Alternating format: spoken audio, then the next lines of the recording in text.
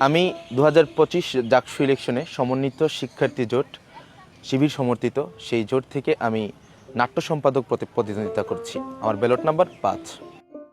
সংস্কৃতির রাজধানী খ্যাত জাহাঙ্গীরনগর বিশ্ববিদ্যালয়, যেখানে নাট্যাচার্য সেলিম আল দীনের মতো বরেণ্য ব্যক্তিদের হাত ধরে 1986 সালে প্রতিষ্ঠিত হয় নাটক ও নাট্যতত্ত্ব বিভাগ।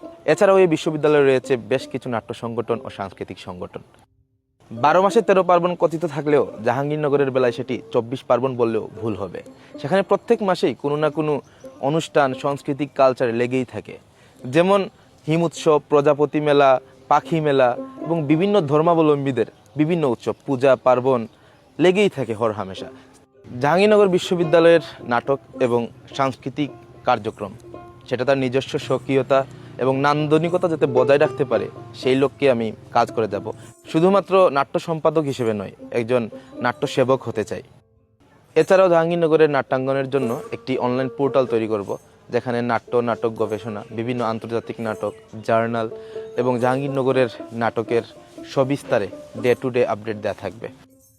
এছাড়াও জাবিতে আমি মাসিক নাট্যপাঠের আয়োজন করব, যেখানে শ্রেষ্ঠ নাট্যপাঠক ও নাট্য শ্রবক তাদেরকে সম্মাননা প্রদান করা হবে এবং জাবিতে যে নাট্য সংগঠন আছে তাদেরকে সহযোগিতা করার সর্বোচ্চ প্রয়াস করব।